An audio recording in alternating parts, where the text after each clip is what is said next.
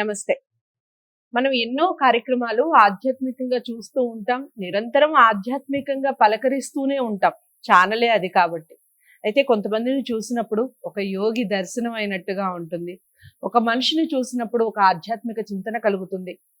ఇంతటి మహత్తరమైన వ్యక్తులు ఇంకా ఈ భూప్రపంచం మీద ఉన్నారా అన్న ఫీల్ కలుగుతుంది. అలాంటి వారే రామశర్మ గారు. రామశర్మ గారిని మొదటిగా నేను చూసినప్పుడు ఈయన ఏం చెప్తారు, చాలా చిన్నగా ఉంది వాయిస్, ఇలా ఏం మాట్లాడతారు అనుకున్నాను. మాట్లాడుతూ ఉంటే అసలు ఇక్కడ నుంచి కదలాలనే లేదు. మందిరం యొక్క గొప్పతనమో ఆయనలో ఉన్న గొప్పతనమో తెలియదు. ఇక రాముని చరిత్ర గురించి ఆయన మాట్లాడే ప్రతి మాట మన మనసుకి హత్తుకునేలా ఉంటుంది. ఈ రామనవమి సందర్భంగా ఆయనకి సంబంధించిన కొన్ని విశేషాలు మాట్లాడుతూ, ఆయన పేరులోనే రామశర్మ గారు అంటేనే రాముల వారు ఉన్నారు కాబట్టి ఇక ఆయన విశేషాలు బాల్యం దగ్గర నుంచి ఆయన పుట్టుపూర్వత్రాలు కానివ్వండి, వివాహ శుభకార్యాలు కానివ్వండి, ఆ తర్వాత ఆయన అడవి పయనం, తర్వాత భరతుడు పాదుకులను తీసుకొచ్చి పట్టాభిషేకం చేసుకోవడం, ఆ తర్వాత రాజ్యాన్ని అలా పాలించడం, ఈ విశేషాలన్నీ కూడా చాలా బ్రీఫ్గా రామాయణం మొత్తం కవర్ అయ్యేలా ఈ కార్యక్రమం అనేది ఒక సిరీస్ లా కొనసాగుతూ ఉంది. తప్పకుండా ప్రతి వీడియోని ఫస్ట్ నుంచి లాస్ట్ వరకు వాచ్ చేసే ప్రయత్నం చేయండి. ఎక్కడ స్కిప్ చేసినా మీకు చాలా విషయాలు మిస్ అయ్యే ఛాన్స్ ఉంటుంది. రామశర్మ గారు మొదటగా పుత్రకామిష్టి యాగంతో మొదలు పెడతారు. ఎందుకు చేయాల్సి వచ్చింది పుత్రకామిష్టి యాగం దశరథ మహారాజు, ఈ విషయాలు మాట్లాడే ప్రయత్నం చేద్దాం. నమస్కారం గురువు గారు. పుత్రకామిష్టి యాగం అనేది అసలు అప్పటి నుంచే వచ్చింది. ఇప్పుడు కూడా ఎవరన్నా పిల్లలు ఆలస్యం అయితే పుత్రకామిష్టి యాగం చేసుకోండి అనే చెప్తారు. దానికి అంతటి ప్రాధాన్యత అనేది ఉంది. మరి దశరథ మహారాజుకి రాముడు జన్మిస్తున్నాడు అని రాముడికి తెలుసు, అవతార పురుషుడు కాబట్టి. అంతటి మహత్తరమైన వ్యక్తి, ఒక భగవంతుడు ఒక మానవ రూపంలో జన్మించడం, అది కూడా దశరథ మహారాజుకే జన్మించడం అనేది జరుగుతుంది అనేది ముందుగా తెలిసిన విషయమే. మరి ఎందుకు పుత్రకామిష్టి యాగం చేస్తేనే రాముల వారు జననం అనేది జరిగింది? ఆ విశేషాలు ఏమిటి చెప్పండి. శ్రీ గురుభ్యో నమః. శ్రీ మహాగణాధిపతయే నమః. గురు బ్రహ్మ గురు విష్ణు గురుదేవో మహేశ్వరః. గురు సాక్షాత్ పరబ్రహ్మ తస్మై శ్రీ గురవే నమః. హరితస గోత్రోత్పన్నం హరిభక్తిపరాయణం శంకర గురువరేంద్ర చరణం శరణం ప్రపద్యే. శ్రీ మహద్భ్యో గురుభ్యో నమః. సదాశివసమారంభాం వ్యాసశంకరమధ్యమాం అస్మదాచార్యపర్యంతాం వందే గురుపరంపరాం. అరుణాం కరుణాతరంగితాక్షీం ధృతపాశాంకుశపుష్పబాణచాపాం అనిమాదివిరయూరుతాం అయూకైః అహమిత్యేవ విభావయేద్భవానీం. ఓం శ్రీమాత్రే నమః. రామాయ రామభద్రాయ రామచంద్రాయ వేధసే రఘునాథాయ నాథాయ సీతాయ పతయే నమః. శ్రీ సీతారామచంద్ర స్వామి పరబ్రహ్మణే నమో నమః. దశరథ మహారాజు గారు కోసల దేశంలో అయోధ్య అనేటువంటి ఒక పట్టణాన్ని రాజధానిగా చేసుకొని పరిపాలిస్తున్నాడు. అతను ఇక్ష్వాకు వంశీయుడు. ఇక్ష్వాకు మహారాజు, తర్వాత రఘు మహారాజు, అజ మహారాజు, ఇలా చాలా మంది వంశ పరంపరగా వచ్చే దాంట్లో దశరథ మహారాజు గారు ఒకరు. ఇతనికి ముగ్గురు భార్యలు, కౌసల్య, కైకేయి, సుమిత్ర. దీంట్లో కౌసల్య కోసల దేశం యొక్క రాజకుమార్తె. అయితే ఇప్పుడు వాల్మీకి రాసినటువంటి ఒక రామాయణం కృష్ణం ప్రోక్తం శతకోటి పవిస్తరం అని చెప్పి, అయితే కొన్ని రామాయణంలో వాల్మీకి రాసినటువంటి ఒక రామాయణము ఈ ఒక్క రామాయణం అనేటువంటిది కాదు, శతకోటి ప్రవిస్తరం, 100 కోట్ల శ్లోకాలతో రామాయణం రచించాడట వాల్మీకి. అందులో ఒక భాగము బ్రహ్మగారు తీసుకెళ్లారు, ఒక భాగము వైకుంఠంలో విష్ణుమూర్తి దగ్గర ఉంది, ఒక భాగము కైలాసంలో శివుడి దగ్గర ఉంది. మిగిలిన 4వ భాగాన్ని ప్రపంచమంతా భూమండలమంతా కూడా పంచిపెట్టగా మిగిలిన 24,000 శ్లోకాలు మాత్రం భారతదేశంలో మనకు దొరికినాయి. వాటికి మనకు ఆ రామాయణమే మనకు తెలుసు, తక్కిన రామాయణం మనకు తెలియదు. అయితే ఈ దొరికిన దాంట్లో కూడా మనకు ఆనంద రామాయణం అని, ఆశ్చర్య రామాయణం అని, గాయత్రి రామాయణం అని, ఇలా రకరకాలుగా వాల్మీకి రచించినటువంటి దొరుకుతుంది. అయితే మనకు ప్రాచుర్యంలో ఉంది మాత్రము రాముల వారు పుట్టిన దగ్గర నుంచి మళ్ళీ పట్టాభిషేకం అయ్యేంత వరకు మాత్రమే మనకు మూలంగా మనకు తెలుసు. తక్కింది మనకు తెలియదు. అయితే ఈ కోసల దేశాన్ని పరిపాలించేటువంటి ఒక రాజకుమార్తె కౌసల్య. అంటే ఆ కౌసల్యను వివాహం చేసుకున్నప్పుడు ఈ కోసల దేశాధిపతి అయిన ఒక రాజుగారు అరుణంగా అంటే అబ్బాయికి కట్నంగా కోసల దేశాన్ని ఇచ్చాడట. ఇస్తే ఆ కోసల దేశంలో అయోధ్య అనేటువంటి ఒక పట్టణాన్ని రాజధానిగా చేసుకొని దశరథ మహారాజు గారు పరిపాలన చేస్తున్నాడు. కేకేయ రాజ్యం నుంచి కైకేయి వచ్చింది. కేకేయ రాజకుమార్తె కైకేయి. ఆమెను ప్రేమించి పెళ్లి చేసుకున్నాడని చెప్పి ఆ తర్వాత స్వయంవరంలో సుమిత్రాదేవిని తీసుకొచ్చుకున్నాడు దశరథుడు. ఇలా ముగ్గురు భార్యలతో కాపురం చేస్తున్నారు. హాయిగా కాలం గడుస్తూ ఉంది. దగ్గర సుమారుగా ఆ దశరథ మహారాజు కొన్ని వేల సంవత్సరాలు పరిపాలన చేశారు. ఈ ముగ్గురు పట్టప్రాణులు. వెనుకటికి రాజుల గారికి చాలా మంది భార్యలు ఉండేవారు. అలాగే దశరథ మహారాజుకు ఈ ముగ్గురు పట్టప్రాణులు కాక 300 మంది భార్యలు ఉన్నారు వేరే. అవునా? ఒకరిద్దరు కాదు, 300 మంది భార్యలు ప్లస్ 300 ముగ్గురు టోటల్గా పట్టపురాణంతో కలుపుకుంటే 303 భార్యలు దశరథ మహారాజు గారికి ఉన్నారు. అయితే ఇందులో ఒక భార్యకు ఎవరికో అనేటువంటిది రామాయణంలో మనకు కరెక్ట్గా చెప్పలేదు. వాల్మీకంలో కానీ చెప్పగాను ఒక కూతురు పుట్టింది. ఆ కూతురు పేరు శాంత. అయితే ఈమెను దశరథ మహారాజు గారి యొక్క మిత్రుడైనటువంటి వాడు అంగదేశం రాజు. అంగదేశం రాజు గారికి దత్తత ఇచ్చాడు ఆడకూతురిని, ముందు పుట్టినటువంటి ఒక కూతురిని. అయితే ఈ 303 మంది భార్యలలో ఎవరికి పుట్టిందో ఆ కూతురు అనేటువంటి ఒక విషయం స్పష్టంగా లేదు. కూతురు కానీ పుట్టింది. అయితే ఆమెను మొదలే ఆడబిడ్డ పుట్టింది కదా అనేటువంటి ఒక ఉద్దేశమా లేకుంటే ఏ ఉద్దేశమో తెలియదు. అంగదేశం రాజు అంగదేశాన్ని పరిపాలించేటువంటి ఒక రాజుగారికి తన మిత్రునికి ఈ అమ్మాయిని దత్తత ఇచ్చేశాడు. ఆమె అక్కడ వెళ్ళిపోయింది. ఆ తర్వాత సంతానం కాలేదుగా దశరథ మహారాజు గారికి.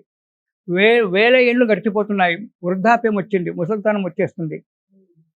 సంతానం కాలేదు. సంతానం కాకపోయినటువంటి ఒక పరిస్థితులలో ఎలా సంతానం కాలేదు అనేటువంటి విచారిస్తున్నారు. అప్పుడు ఈ రాజుగారికి వేట అలవాటు కదా, వేటాడడం అలవాటు. ఓనాడు వేటకెళ్ళాడు. అది సాయంకాలం పూట. శబ్దభేది బాణం ప్రయోగిస్తారు. అంటే శబ్దాన్ని బట్టి బాణాన్ని ప్రయోగించడం శబ్దభేది అంటారు దాన్ని. రాజుగారు తిరిగి సాయంకాల సమయానికి శబ్దభేది బాణంతో వేటాడుదామని చెప్పి ఒక చెట్టు మీద పెట్టి కూర్చున్నాడు. చిన్న చీకటి అయిపోయింది. ఒక్క జంతువు రావడం లేదు. అప్పుడు ఒక నీళ్ళల్లో బుడబుడ శబ్దం వచ్చింది. పక్కనే కొలనుంది. కొలంలో బుడబుడ శబ్దం వచ్చింది. అయితే ఏనుగొచ్చి నీళ్లు తాగుతుంది, అందుకే శబ్దం వస్తుందని చెప్పి శబ్దభేది బాణాన్ని ప్రయోగించాడు దశరథుడు. అది వెళ్ళి ఆ నీళ్లు ముంచుతున్నాడు ఒక మునికుమారుడు. ఆ మునికుమారుడు కలిగింది. అమ్మా నాన్న అని చెప్పి అడిగాడు. అయ్యో నేను ఒక మునికుమారుని చంపాని అని చెప్పి చెట్టు దిగి వచ్చి ఆ వాళ్ళని పట్టుకొని ఏం నాయన అంటే నేనేం పాపం చేశానని చెప్పి నన్ను చంపావు నువ్వు. నేనేం చేశానంటే నాన్న నేను చంపాలని చంపలేదు, శబ్దభేది బాణం అంటే ఏనుగొచ్చి నీళ్ళు దాగుతుందేమో అనే ఒక ఉద్దేశం చేత నేను జంతువు అనుకొని నిన్ను బాణం వేశాను శబ్దభేది, దానివల్ల నీకు ఇదైంది. మీ అమ్మ నాన్నలు అంటే మా అమ్మ నాన్నలు అక్కడ పక్కన ఉన్నారు, వాళ్ళిద్దరు గుడ్డి వాళ్ళు కావడిలో మోస్తూ నేను వాళ్ళకు సేవ చేస్తున్నాను, వాళ్ళకు దాహం అవుతుందంటే నీళ్ళ గురించి వచ్చాను అన్నాడు. నీ పేరు ఏంటంటే నా పేరు శ్రవణ కుమారుడు అన్నాడు. సరే అని చెప్పి బాలుడు చనిపోయినాడు. ఆ బాణాన్ని లాగేటప్పటికి బాలుడు చనిపోయినాడు. ఆ నీళ్లు తీసుకెళ్ళి దశరథుడు నీళ్లు అన్నాడు. ఎవరినైనా నువ్వు మా అబ్బాయి గొంతు కాదు, వాళ్ళు గుడ్డి వాళ్ళైనా గుర్తుపట్టాడు, మా అబ్బాయి గొంతు కాదు, ఎవరు నువ్వు అంటే ఉన్న విషయం అంతా చెప్పాడు. చెప్పేటప్పటికి వాళ్ళు బాధపడ్డారు, ఏడ్చారు. వృద్ధులు ఏడ్చి మేము ఎలా అయితే సంతానం వల్ల బాధపడి చనిపోతున్నామో నీవు కూడా అలాగే సంతానం వల్ల బాధపడి చనిపోతావు అని చెప్పి శాపం పెట్టారు. అయ్యో. శ్రవణ కుమారుడి తల్లిదండ్రులు శ్రవణ కుమారుని తల్లిదండ్రులు చెప్పించి వాళ్ళు చనిపోయారు. వాళ్ళకు దహన సంస్కారాలు చేశాడు. ఇంటికి వచ్చారు. ఇంటికి వచ్చిన తర్వాత దశరథుడు నేను పాపం చేశాను, ఒక హత్య చేశాను, కానీ ఒక సంతోషకరమైన వార్త వచ్చింది. సంతానం కాదేమో అని చెప్పి నేను ఉన్నటువంటి ఒక సమయంలో సంతానం వల్ల బాధపడతారు మరణిస్తావు, అంటే సంతానం అంటే అయితే సంతానం కలుగుతుంది వల్ల అన్న ఆనందం. మరణిస్తావు అనేటువంటి ఒక వాక్ వచ్చింది ఒక మునీశ్వరుని వల్ల, కాబట్టి నాకు సంతానం అవుతుంది అని చెప్పి అనేటువంటి ఒక సంతోషం ఒకటి. ఒక అబ్బాయిని వాళ్ళ ముగ్గురి మరణానికి కారణమైన ఒక దుఃఖము, ఈ రెండు కూడా అతనికి కొంతకాలం బాధించినాయి. ఆ తర్వాత కొంతకాలానికి వశిష్ఠ మహాముని కులగురువు వశిష్ఠ మహాముని పిలిచి సంతానం కావాలి ఎట్లా అని చెప్పి అప్పుడే విశ్వామిత్రుడు కూడా వచ్చాడు. విశ్వామిత్రుడిని వశిష్ఠ మహాముని విచారించాడు. అంటే అక్కడ సుమంత్రుడు అనేటువంటి ఒక మంత్రి ఉంటాడు, అతనికి చాలా ఆప్తుడు దశరథ మహారాజు. ఆ పేర్లు కూడా చూడండి, వీడు దశరథుడు. దశరథుడు అంటే ఆధ్యాత్మికంగా తీసుకుంటే మన శరీరంలో 10 ఇంద్రియాలు ఉంటాయి. ఆ 10 ఇంద్రియాలకు అధిపతే దశరథుడు. అంటే హృదయ స్థానం, మనస్సు చెప్తేనే కదా ఇంద్రియాలు పనిచేస్తాయి. కామక్రోధ మన పంచ కర్మేంద్రియాలు, పంచ జ్ఞానేంద్రియాలు పని చేయాలంటే ఈ మనస్సు చెప్పాలి. ఈ మనస్సే దశరథుడు. ఈ 10 ఇంద్రియాలే 10 రథాలు. 10 రథాల మీద ప్రయాణం చేసినటువంటి ఒక మనస్సే దశరథుడు. మనం ఆధ్యాత్మికంగా వేదాంతంగా పోయినట్టయితే అతనికి సుమంత్రుడు అంటే మంచి మంత్రాలోచన చేసినటువంటి వాడు సుమంత్రుడు. సుమంత్రుడు వచ్చి, మీరేమనుకోవద్దు రాజుగారు, ఒక విషయం చెప్తాను. ఏంటి అన్నాడు. మీ అంగదేశంలో మీ స్నేహితుడు ఉన్నాడు కదా అంగరాజు, అతని దగ్గర ఋష్యశృంగుడు అనేటువంటి ఒక వ్యక్తి ఉన్నాడు, ఋషీశ్వరుడు ఉన్నాడు. అతను గనక యజ్ఞం చేసినట్టయితే తప్పకుండా మీకు సంతానం కలుగుతుంది అని చెప్పి సలహా ఇచ్చాడు. అయితే ఇంకంటే వెళ్ళి తీసుకురా అన్నాడు. అసలు ఋష్యశృంగుడు ఎవరు? ఇక్కడ మనకు ఒక క్వశ్చన్ మార్క్. ఋష్యశృంగుడు ఎవరు అంటే విభాండకుడు అనేటువంటి ఒక మహాముని కుమారుడు ఋష్యశృంగుడు. అతను పుట్టగానే తల్లి పోయింది, తండ్రే పెంచుకుంటూ వచ్చాడు. ఆ తండ్రి కూడా ఎలా పెంచాడు? ఆడవాళ్ళు కనబడకుండా పెంచాడు. వేద విద్యలన్నీ నేర్చుకున్నాడు, మొత్తం శాస్త్రాలని అవపోసనం పట్టాడు ఋష్యశృంగుడు, బ్రహ్మజ్ఞాని.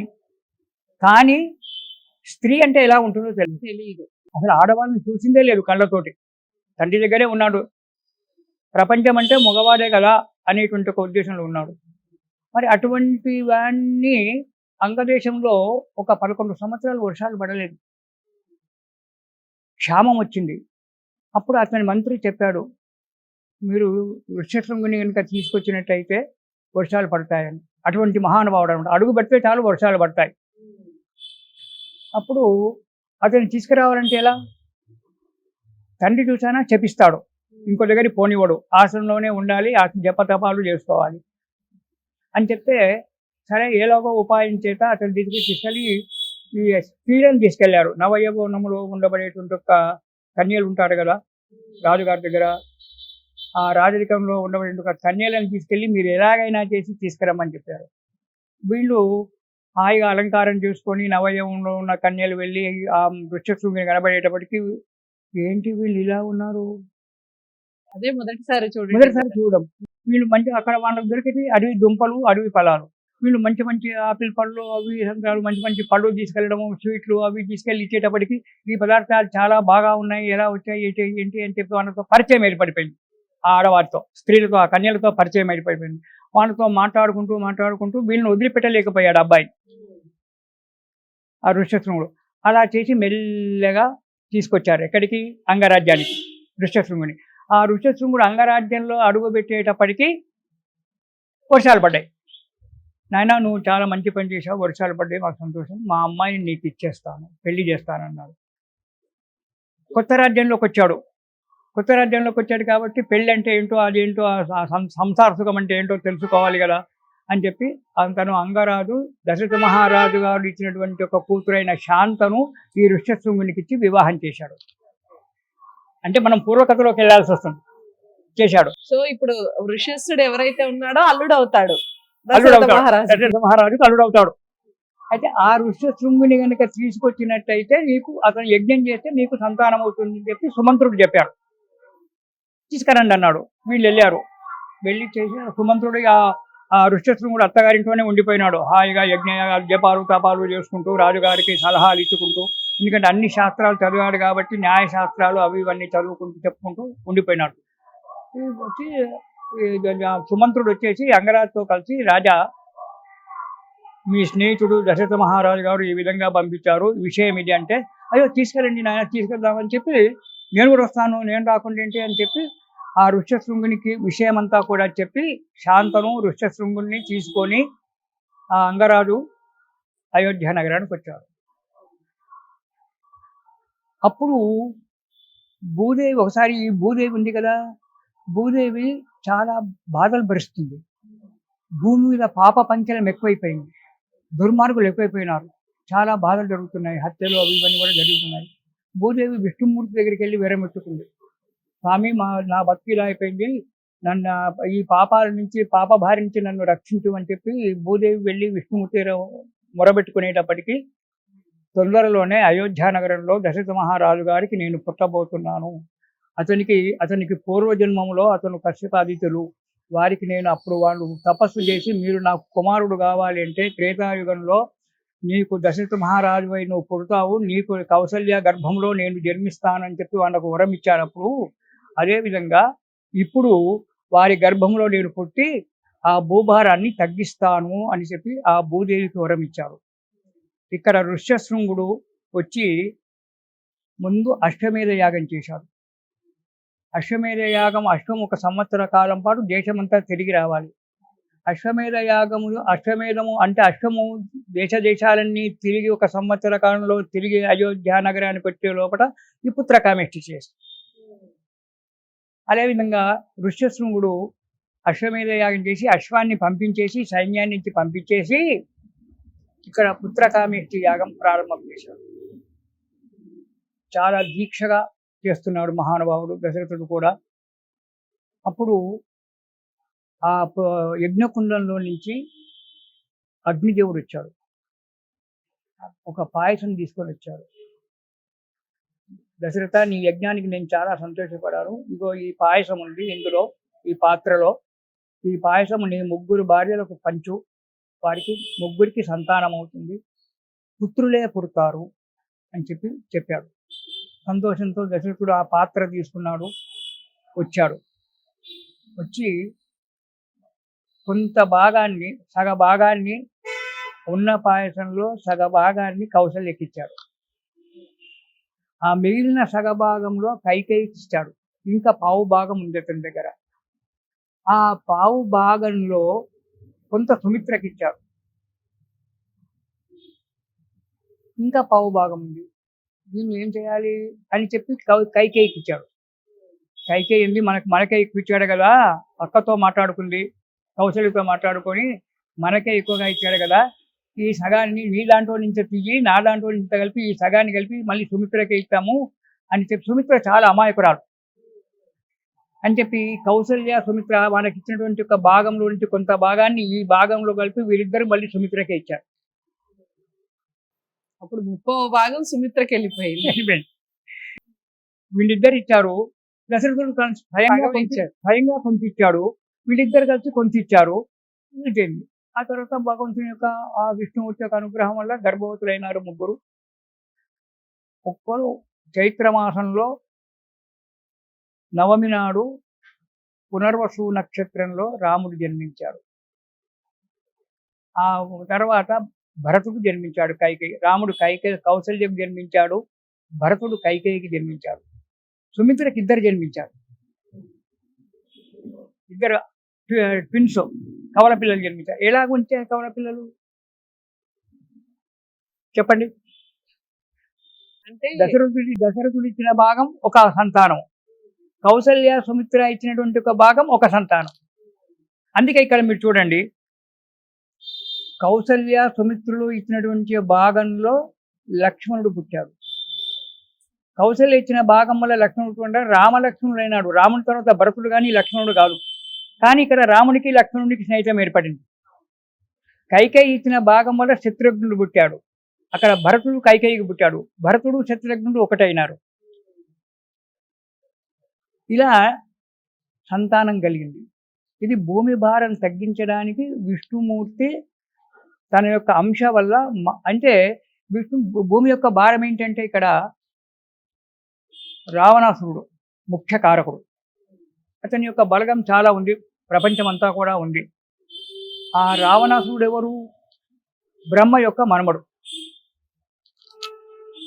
బ్రహ్మకు పులస్తుడు, పులస్తునికి విశ్వశ్రవుడు, విశ్వశ్రవునికి రావణాసురుడు. వాడు బ్రాహ్మడు, సకల వేదాంత పారంగతుడు, చాలా చదువుకున్న ఒక మహానుభావుడు, నిత్య శివపూజ దురంధరుడు. అలాంటి వాడు మోహం చేత, ఎందుకంటే డబ్బు ఎక్కువైనా చదువు ఎక్కువైనా కళ్ళు తలకెక్కుతాయి. అలా వాడికి డబ్బు ఉంది. ఆ డబ్బు ఎక్కడి నుంచి వచ్చింది? ముందు డబ్బు లేదు, విద్య మాత్రం ఉంది. తన అంటే విశ్వశ్రవునికి 2 భార్యలు. మొదటి భార్య కొడుకు కుబేరుడు, రెండవ భార్య కొడుకు కైకసి యొక్క కుమారుడు రావణాసురుడు. ఈ రావణాసురుడు కాబట్టి వీడు అన్నను తరిమికొట్టి, కుబేరుణ్ణి తరిమికొట్టి, మయబ్రహ్మ కుబేరునికి లంకానగరం, బంగారి లంకానగరం కట్టిస్తే కుబేరుణ్ణి తరిమికొట్టి ఆ లంకానగరం వీళ్ళు లాక్కున్నాడు రావణాసురుడు. ఇటు ధనము ఇటు విద్య రెండు వీడికి తలకెక్కాయి. ఎక్కి మోహం ఎక్కువైపోయింది. ఆ మోహం ఎక్కువైపోయేటప్పటికి మదం ఎక్కువైంది. మదంలో మాశ్చర్యము, ఒకటనుకోటి లింకు కదా ఇవన్నీ. కామ క్రోధ లోభ మోహ మదమాచ్యాలు ఒకదానికొకటి లింక్ ఇవే. అలా అలా వీడు ఈ అరిషడ్ వర్గాలు, మన శరీరంలో ఉండే అరిషడ్ వర్గాలు ఏవైతే ఉన్నాయో వాటికి లోబడిపోయినాడు. లోబడిపోయి అన్ని రాజ్యాలు గెలుచుకోవడము, కనబడ్డ ప్రతి స్త్రీని బలత్కారం చేయడము, స్వర్గాన్ని గెలుచుకున్నాడు. నవగ్రహాలను చేతుల పిడికిల్లో పెట్టుకున్నాడు, ఇంద్రాది దేవతలను పిడికిల్లో పెట్టుకున్నాడు. గర్వంగా హాయిగా రాజ్యాన్ని పరిపాలన చేస్తున్నాడు. అతని యొక్క అనుయాయులంతా కూడా ప్రపంచమంతా పాకిపోయారు. రాజుగారి దుర్మార్గుడు అయినప్పుడు రాజ్యంలో ఉన్నవాడి వాళ్ళంతా కూడా యథా రాజా తదా ప్రజ. రాజుగారి దుర్మార్గుడు, అతని వాళ్ళంతా కూడా దుర్మార్గులే. అందరూ హింసించడం ప్రారంభించారు. అలాంటి భూమి రావణాసురుని చంపడానికి రామావతారం. మరి రామావతారం డైరెక్ట్ పోయి విష్ణుమూర్తి రావణాసురుని చంపచ్చు కదా? కాదు. అక్కడ రావణాసురుడు బ్రహ్మ గురించి తపస్సు చేసినప్పుడు బ్రహ్మ ప్రత్యక్షమన్నాడు. ఏం కావాలా నీకన్నాడు. నాకు ఎక్కడా చావద్దన్నాడు. నాకు చావు అనేదే ఉండొద్దు అన్నాడు. తాతయ్య నాకు, బ్రహ్మ తాతగారు కదా, తాతయ్య నాకు చావు లేకుండా వరమే అన్నాడు. చావు లేకుండా వరం ఉండదు, పుట్టిన ప్రతిదీ కూడా చావడమే. దృశ్యం తన్నశ్యతి, కంటికి కనబడేది ప్రతిదీ కూడా నశించిపోవలసిందే. కాబట్టి చావు కావాలి. దేనివల్ల ఒక దానివల్ల నువ్వు చావు కోరుకోరా నాయన అన్నాడు. ఆలోచించి, మానవులైతే బాధలేదు, మానవులైతే మనం ఏం చేయలేదు, నమిలి మింగేయచ్చు హాయిగా, అప్పడంలాగా తినేయచ్చు మానవులను అని చెప్పి, మానవుల వల్ల తప్ప తక్కిన వాళ్ళతో మరణం ఉండొద్దు అన్నాడు. మానవుల వల్ల తప్ప తక్కిన వారితో మరణం ఉండొద్దు తదాస్తన్నాడు బ్రహ్మ. ఒక మానవుడు మాత్రమే చంపగలుగుతాడు రావణాసురుడిని, ఇంకెవరు చంపలేరు. మరి మామూలు మానవుడు చంపగలుగుతాడా? చంపలేడు. కాబట్టి అతన్ని మానవ రూపకంగా సంహరించడానికి అతను విష్ణుమూర్తి మానవ అవతారము, రామావతారం ఎత్తవచ్చు. సో రామావతారం యొక్క విశిష్టత అది. ముఖ్యంగా పుత్రకామిష్టి యాగం ఎందుకు చేశారు? అసలు దశరథ మహారాజుకి ఒక కూతురు ఉంది అన్న సంగతి ఎంత మందికి తెలుసు? ఈ విషయాలన్నీ వీడియోలో మనం తెలుసుకున్నాం. ఆ కూతురికి వివాహం జరగడం, దానివల్ల అల్లుడు రావటం, అక్కడ జరిగిన విశేషాలు అన్ని చాలా చక్కగా కళ్ళకి కట్టినట్టుగా వివరించారు రామ్ శర్మ గారు. మనం నిజంగా చాలా పుణ్యాత్ములు అని చెప్పొచ్చు. ఈ కాలంలో కూడా ఇలాంటి వాళ్ళు ఉన్నారు, ఇంత చరిత్ర తెలిసిన వాళ్ళు ఉన్నారు అని చెప్పడం నిజంగా సగర్వంగా ఉంది. ఇక ఈ వీడియోని అందరూ లైక్ చేయండి, వీలైనంత మందికి షేర్ చేసే ప్రయత్నం చేయండి. రాముని యొక్క బాల్యం విశేషాలు తదుపరి వీడియోలో తెలుసుకుందాం. ఇంతవరకు సెలవు, నమస్తే.